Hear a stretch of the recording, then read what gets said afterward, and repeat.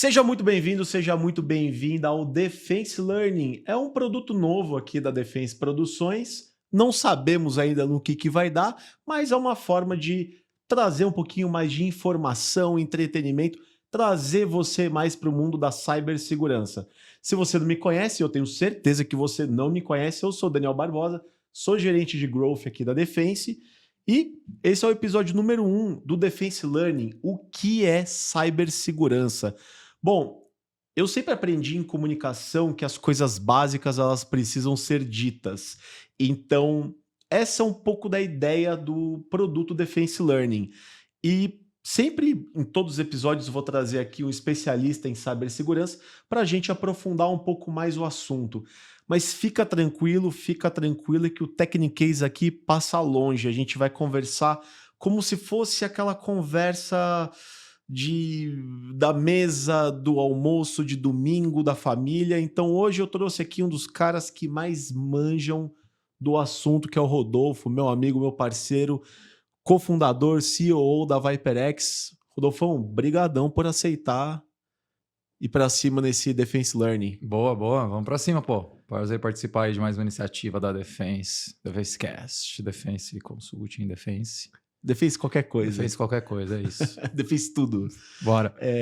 Rodolfão, cara, imagina que você tá exatamente na mesa do almoço de domingo e de repente a sua avó pergunta: "Ô, meu filho, mas você trabalha com o quê? Cibersegurança?" Hein? Uhum. Bom, cara, o que é cibersegurança? Como explicar isso para quem ainda não sabe o que é?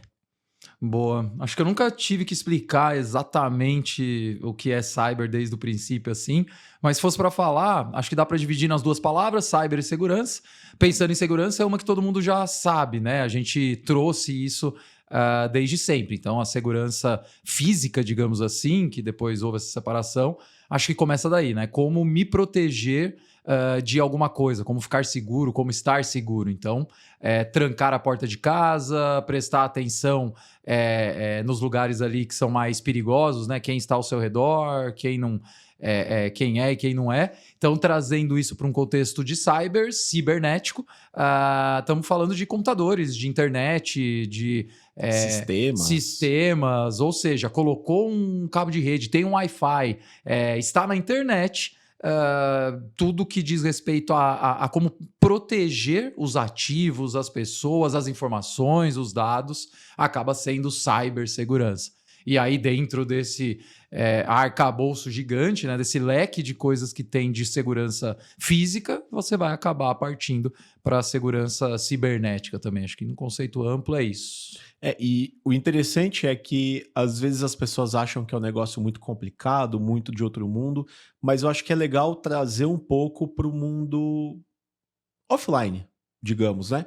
Então, beleza, você falou aqui que você não sai da sua casa e deixa a porta aberta, você não deixa para o seu carro na rua e não tranca o carro. É mais ou menos por aí, então, às vezes as pessoas acabam não dando a atenção devida para a segurança digital, mas seria como se você simplesmente saísse de casa e deixasse a porta aberta. Mais ou menos, mais ou menos. Né? Nesse sentido, acho que essa é uma das analogias que a gente usa bastante em segurança, né? De não deixar a porta da sua casa aberta, é aquela famosa entrar pela porta da frente, né? Fazer a invasão ali, como que você ataca a segurança pela porta da frente. E aí, N coisas, né? Comentei ali também de uma analogia de prestar atenção ao redor ou tentar disfarçar ali em um ambiente mais perigoso o seu celular ou alguma coisa que você tenha. Também existem ali conceitos de mascarar os seus dados, esse tráfego de coisas que passam ali pela rede, para a nuvem. Então, também todo esse sentido, né? O que você tem que fazer na vida real acaba acontecendo na digital também. Mesmo crimes, né? Falando dessa comparação do digital com o pessoal, com a segurança física, com o offline, quando você faz uma investigação forense de um crime cibernético, as ações tomadas são muito parecidas com um crime real. Então você não mexe na cena do crime, você tira uma foto de tudo, como é que tá na hora, você coloca a luva para mexer nos equipamentos. Então, se você for fazer uma investigação forense profunda de um crime cibernético grande que aconteceu, existem até características semelhantes do que um crime real ali offline. Então é bem interessante. Não, bem interessante. E uma coisa que eu aprendi, né, quando eu entrei para esse mundo da cibersegurança, é que é tudo feito por camadas, né? Então, por exemplo, você tem uma casa que vai ter portão, certo? Que vai ter porta. Vai ter um trinco na porta que você vai trancar aquela entrada. Você vai fechar as janelas, você vai ter uma câmera para monitorar quem pula o portão, você vai ter a câmera que grava e armazena aqueles dados. A cibersegurança seria isso, então quanto mais você vai compondo ali a sua segurança, mais seguro você fica, e é importante dizer que não existe o 100%, né? Boa, boa. Aprendeu bastante, pô, nesses Aí, anos. Sim, se não existe segurança 100%, seria o mínimo, né? é o mote, assim, de toda a primeira conversa que a gente faz com alguém, né? Que, puta, quero me proteger de tudo. Então não dá, realmente, cada camada que você coloca ali vai do risco que você tem, desde o primeiro, né? Putz, eu vou colocar um portão baixo com cadeado. É um risco que você está correndo. Vou levantar esse portão, eu vou colocar grades, eu vou colocar um cadeado digital. Uma cerca elétrica. Uma cerca elétrica. Até dentro da sua casa. Vou colocar câmeras dentro de casa para ver o comportamento suspeito, seja de uma pessoa que está na sua casa trabalhando, seja quando você não está lá e quer alarmar algumas coisas ali de acordo com esse comportamento, você vai aumentando as camadas de segurança física e, consequentemente, mais protegido, sim. Falam que é igual a história do leão, né? Você não tem que correr mais que o leão, você tem que correr mais que seu amiguinho que está na selva. Então, quanto mais dificuldade você traz, o ladrão também, isso é uma frase comum ali de quem faz proteção física, ele é oportunista, né? Então, numa oportunidade mais fácil, ele vai acabar atacando. Então, se você coloca camadas e proteções na sua vida digital, vai acabar dificultando o ataque. Então, a ideia é essa mesmo.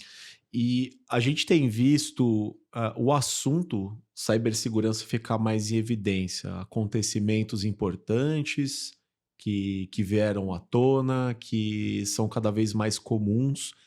Por que a cibersegurança está sendo um assunto cada vez mais falado? Uhum. Putz, acho que é uma mistura de algumas coisas, assim. O primeiro é que, fato, houve um aumento da digitalização nos últimos anos, absurdo, assim. Então, do começo ali de 90 e poucos, 2000, quando surgiu a internet, aonde a popularização mesmo, né? O acesso à digitalização era muito pequeno, por consequência, você tinha menos notoriedade, menos falácias em cima ali desse contexto. E isso foi mudando de acordo com que as tecnologias foram evoluindo e tornando isso mais burocrático, digamos assim. E aí, pandemia. Então, a pandemia também forçou com que as empresas e nós mesmos tivéssemos uma vida muito mais digital, né? Então, a gente acabou ficando ali um período de 1 ano, 2 anos, aprendendo a se comportar digitalmente. E as empresas aumentaram muito essa superfície de acesso digital para todo mundo. Então, a pandemia trouxe um aumento drástico e rápido. E tudo que vem rápido, por consequência, acaba abrindo certas brechas que... Gerando muitos e novos desafios. Né? Exato. Que se você pensasse um pouco antes ali, se planejasse, talvez não teria. Então, acho que é um pouco disso. E óbvio, né? As matérias mesmo, né? Então, conforme você tem mais notícias, mais pessoas interessadas pelo assunto, seja do lado da população ou da mídia, parece dar essa impressão de que está aumentando. Mas fato é que está. Todos os eventos que você vai de segurança no mundo, a cada ano eles falam dessas porcentagens de ataque aumentando. Desvia um pouquinho do tipo, né? Falou-se muito de ransomware, falou-se muito de, sei lá, de phishing no começo. Então depende um pouco, mas eles estão aumentando. Então acho que é o aumento da digitalização junto com um foco aí de pandemia de crescimento rápido, né? E descontrolado com relação a isso, né? Digital. Com certeza. Eu acho até escrevi aqui no papel. Uhum. Talvez você tenha lido aqui, com a sua visão biônica, né? Eu tinha anotado aqui para falar agora sobre tipos de ataques, né? Tá. Tudo bem, você que acompanha aqui o Defense Learning, pode deixar que a gente vai destrinchar depois um pouco mais cada tipo de ataque, quais são as suas particularidades. Mas hoje, Rodolfo, quais são os principais tipos de ataques que a gente tem hoje em dia? Legal. Bom, um que aumentou muito, a principal porta de entrada, na maioria das vezes, sempre foi um phishing, assim, num conceito geral, que provavelmente vamos falar aí durante o Defense Learning, mas dentro do phishing, que é aquela tentativa de ludibriar a pessoa a fazer o que o atacante quer, o que o fraudador quer, a gente teve a IA. Então, antes, esse phishing, ele era tailor-made, né? A palavra bonita ali, era um phishing feito caseiro, artesanal mesmo. Então existiam, nem sempre, né? Mas muitas das vezes, erros de português, o design da página que você recebia, né? Do e-mail que você recebia, não era lá aquelas coisas, mas mesmo assim tinha bastante gente que caía. E houve um aumento aí gigante com o uso da IA para elaboração desse tipo de coisa. Então, tanto de como você recebe o e-mail, ou seja, hoje a IA consegue clonar a página, consegue clonar um e-mail de uma empresa ali muito facilmente, fica muito bom. E você tem voz e vídeo. Então, hoje já dá para você os tais do deepfake, que é outra coisa aí também de assunto para a gente abordar. É um aumento absurdo assim de fraudes mais verossímeis, ou seja, não é só mais a sua tia, a sua avó, né, uma pessoa de mais idade que não tem mais tanta ligação com tecnologia que vai cair. Então, digamos que para cinema, para coisas assim, talvez estejamos um pouco distante da IA substituir, mas para os fraudadores criarem, né, artefatos ali para phishing e angariar pessoas ali para fraudes, aumentou bastante, assim, né? Fora ransomware, que sempre foi, desde antes da pandemia, aumentou muito de novo, falando desse período aí fatídico que a gente teve, na pandemia ainda é uma máxima, assim, o ransomware ainda é um canal que começou só com ransomware de sequestrar dados, depois foi para o tal do double extortion, que você extorce com ransomware, depois fala que vai publicar os dados, depois publique, agora tem até triple extortion. Então, eles vão avançando assim nesses dois tipos de ataque, acho que são os maiores, assim, vai. É interessante. E interessante porque são coisas que são assuntos que precisam ser cada vez mais falados. E você estava falando agora uma coisa que é muito verdade. Hoje não é só a nossa tia, a nossa avó, os nossos pais, as pessoas mais velhas que caem nisso, porque está cada vez mais verossímil. E o próprio Defense Learning aqui, ele tem esse objetivo de conscientizar um pouco mais as coisas sobre o que está acontecendo ao redor, né? O Fórum Econômico Mundial coloca a cibersegurança como um dos principais, entre os 10 principais ameaças da humanidade nos próximos anos. Uhum. Cara, qual o motivo desse alerta? Uhum.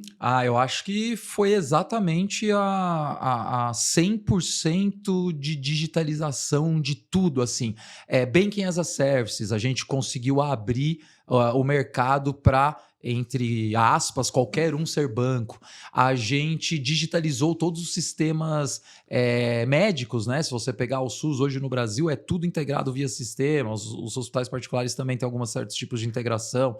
Então, mesmo o varejo, né, que era uma área, a princípio, que não investia tanto, que não tinha tanta preocupação de riscos de cibersegurança, também está vendo ataques corroborando com perdas financeiras altas. Então, acho que a digitalização completa e automações, né, querer fazer mais com menos ou mais eficiente, acaba trazendo essa abertura, né? Então, tudo está digital, de um nível que cada vez mais você vai ter contato com pessoas ali, então tem muito robô, tem muito IA entrando, né? Acho que isso abre e expande esse leque para infinito, né? Para infinito. E cada vez que passa, a tecnologia avançando cada vez mais, e isso começa a ficar cada vez mais difícil de identificar o que é o real, o que não é. E tempos difíceis, grandes desafios também geram grandes oportunidades. Uhum. Eu estava vendo um dado de que são 4 milhões de vagas de cibersegurança em aberto. O próprio Fórum Econômico Mundial coloca o profissional de cibersegurança como um dos profissionais do futuro, e a gente vai falar um pouco mais sobre isso aqui no Defense Learning e também em diversos produtos aqui da Defense Produções.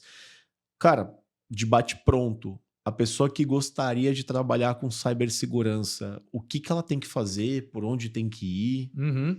Putz, enfim, cyber, a gente está começando aqui esse primeiro episódio realmente abrindo, né, todas as possibilidades. Então, cyber é um mundo.